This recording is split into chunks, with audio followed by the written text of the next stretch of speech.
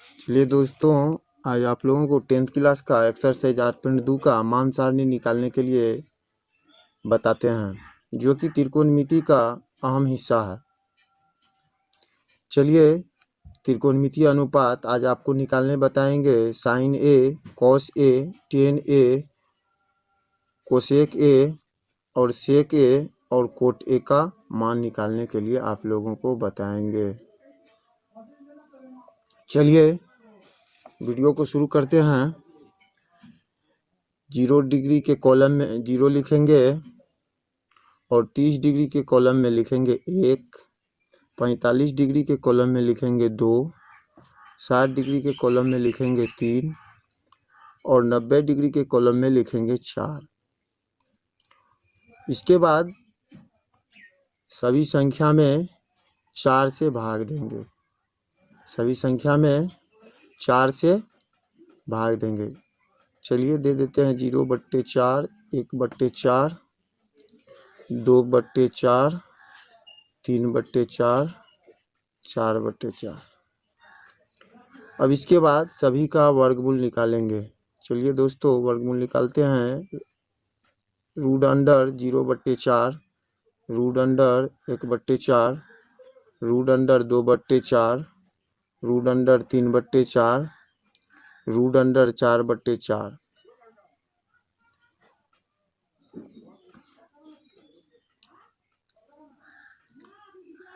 Zero में 4 से भाग देंगे तो 0 आएगा और 0 का वर्गमूल होता है 0।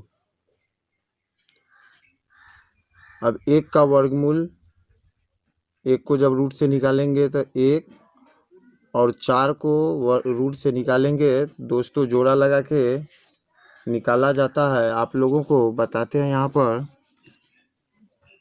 रूट अंडर 1/4 है, तो इसको हम लिखेंगे रूट अंडर 1 गुना 1 बटे 2 गुना 2।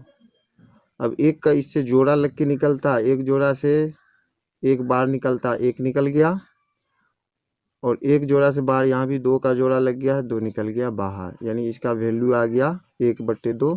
चलिए दोस्तों, यहाँ लिख देते हैं 1/2। फिर इसी तरह से ये 2 और 4 को कैंसिल कर दिए तो ये हो गया 1 दूना 2, 2 दूना 4, यानी रूट अंडर 1/2। तो 1 का वर्गमूल अभी निकाले हैं, यहाँ बताए हैं आप लोग को 1। रूट 2 का वर्गमूल जोड़ा नहीं लगेगा तो 1/√2। उसके बाद फिर यहाँ पर रूट 3 का जोड़ा नहीं लगेगा तो रूट 3 का वर्गमूल नहीं निकलेगा तो रूट 3। और 4 का भी बताया है कितना निकाले हैं। यहाँ पर 4 का निकाले हैं 2, तो यहाँ भी हो गया 2। अब यहाँ 4 4 कैंसिल हो गया, कट गया 4 इकाई 4। तो 1 का वर्गमूल अभी यहाँ पर निकाल करके बताया है, 1 का वर्गमूल हो गया 1। तो दोस्तों, अभी साइन ए का मान निकाले हैं और साइन ए का मान और कोस ए का मान एक दूसरे का क्या होता है, पूरक होता है। पूरक का मतलब है साइन 0 का मान कोस 90 के बराबर होगा और साइन 30 का मान कोस 60 के बराबर होगा और साइन 45 का मान कोस 45 के बराबर होगा। साइन 60 का मान कोस 30 के बराबर होगा और साइन 90 का मान कोस 0 के बराबर होगा, यानी एक दूसरे का पूरक है। तो इसको हम क्या करेंगे, पलट देंगे, यानी कोस 0 का मान हो गया, पलट दिए 1 √3/2 1/√2। एक तरफ से पलट देंगे 1/2 और इसका मान हो गया 0। एक फॉर्मूला आप लोग जानते होंगे। अब वो फॉर्मूला है tan theta equal sine theta बटे कोस थीटा। अब यहाँ पर tan a है तो tan a एंगल में है, तो यहाँ हम लिख देंगे tan a बटे साइन a बटे कोस ए, यानी tan ए का मान निकालने के लिए साइन ए के मान में कोस ए के मान से क्या करेंगे, डिवाइड करेंगे, भाग देंगे। तो चलिए दोस्तों डिवाइड करके निकालते हैं। tan 0 का मान निकालते हैं तो साइन 0 का मान लेंगे। साइन 0 का मान हो गया यहाँ पर देखिए 0 और कोस 0 का मान हो गया 1, यानी 0 से किसी भी संख्या में भाग देते हैं तो उसका वैल्यू कितना आता है, मान आता है 0। अब यहाँ पुट कर दिए, tan 0 का मान निकल गया 0। tan 30 का मान निकालने के लिए अब यहाँ पर वैल्यू लेंगे साइन 30 और यहाँ लेंगे बटे में फिर देंगे भाग cos 30। अब यहाँ साइन 30 का मान हो गया 1/2, डिवाइड करेंगे √3/2। cos 30 डिग्री का मान अभी निकाले हैं √3/2। अब जब इसको हल करेंगे तो ये पलट जाएगा, ये भाग में है तो गुना में आ जाएगा 2/2√3। ये 2 से 2 कट गया, बचा हमको निकल गया 1/√3। तो अब यहाँ tan 30 का मान निकाल लिए 1/√3। अब फिर निकालेंगे tan 45 डिग्री का मान। अब देखिए साइन 45 डिग्री बटे कोस 45 डिग्री। साइन 45 का मान हो गया 1/√2 बटे कोस 45 का मान हो गया 1/√2। 1/√2 से 1/√2 में भाग देंगे तो इक्वल में क्या आएगा, बराबर में 1। चलिए यहाँ tan 45 का मान लिख लिए 1। अब इसी तरह से निकालेंगे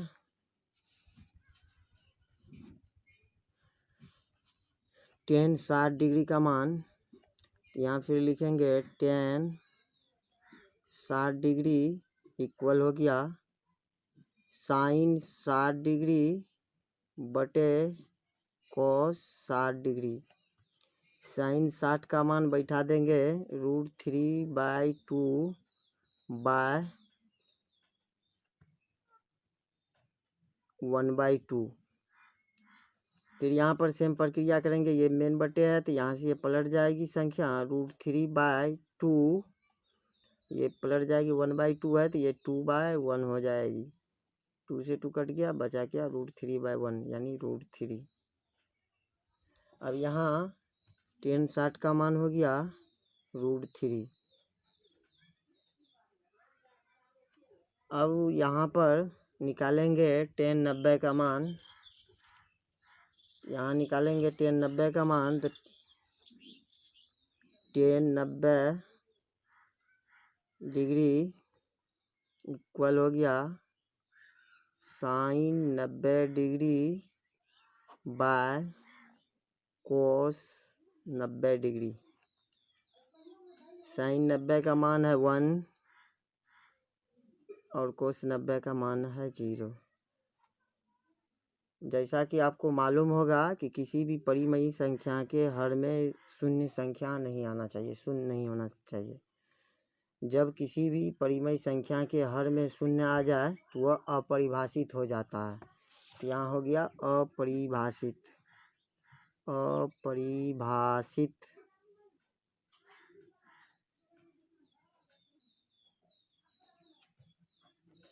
अपरिभाषित।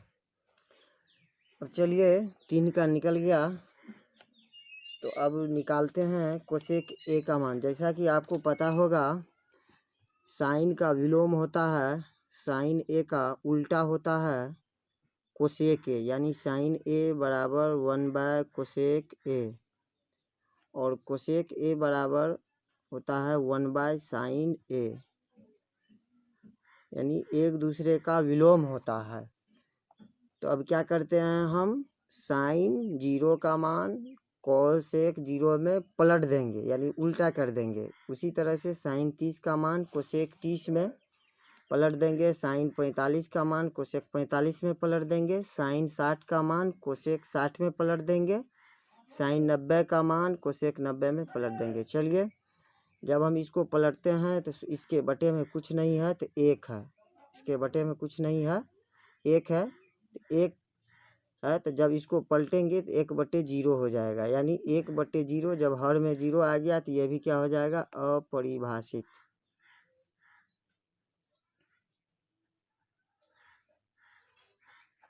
चलिए, उसके बाद अब साइन 30 का मान है 1/2, तो इसको पलट देंगे तो हो जाएगा 2/1 लिखिए या 2 लिखिए। अब 1/√2 है साइन 45 का मान, तो यहाँ भी पलट देंगे तो हो जाएगा √2। इसके बटे में कुछ नहीं तो 1 है, नहीं लिखा जाता है 1।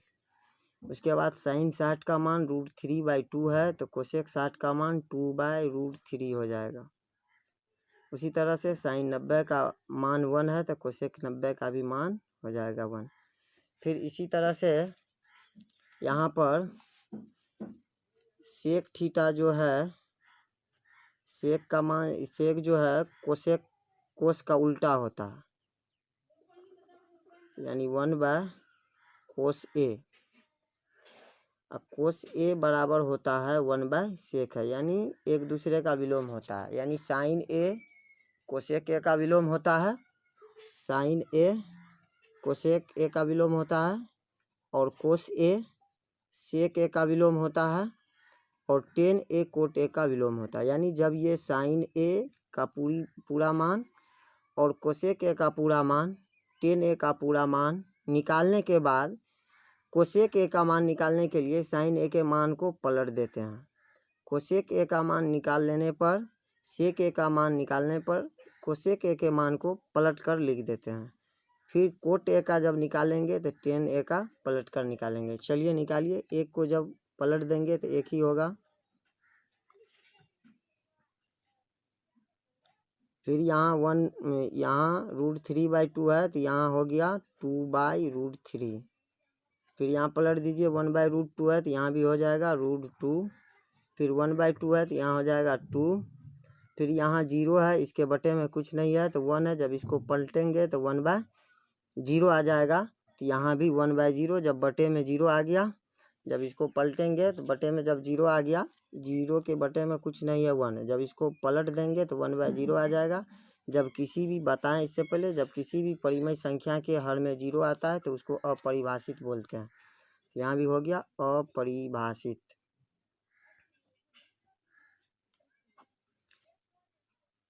अब उसके बाद कोट ए का मान निकालेंगे, तो कोट ए का मान निकालने के लिए टेन ए के मान को पलट देंगे। पलट दीजिए, इसके 0 के बटे में कुछ नहीं है तो 1 है।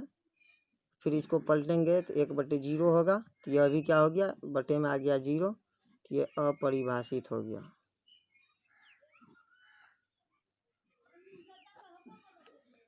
फिर उसके बाद 1/√3 है, तो इसको पलट देंगे तो √3।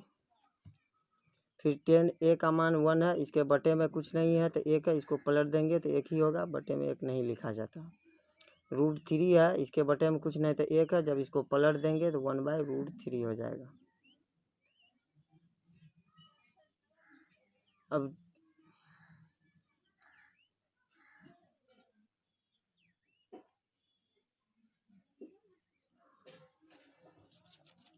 आपको पता होगा कि अपरिभाषित यहाँ पर दिया हुआ है, तो अपरिभाषित कब होता है, तो 1/0 को ही बराबर अपरिभाषित लिखे थे, 1/0 को ही अपरिभाषित लिखे थे। जब इसको एक अपरिभाषित 1/0 बराबर अपरिभाषित लिखे थे, तो अब लिखेंगे अपरिभाषित बराबर 1/0। जब इसको पलटेंगे तो क्या हो जाएगा, 0/1। यानी जब अपरिभाषित को पलटेंगे तो बराबर में क्या आ गया, जब 0 में 1 से भाग देंगे या किसी भी संख्या से भाग देते हैं 0 में, तो उसका मान होता है 0। तो यहाँ भी हो गया 0। तो यही तैयार हो गया वीडियो। तो अगर मेरा वीडियो आप लोगों को पसंद आया हो तो लाइक भी करें, कमेंट भी करें, शेयर भी करें। इसी तरह का वीडियो आप लोगों को बराबर मिलता रहेगा मेरा चैनल चांद कमर क्लासेज में। धन्यवाद।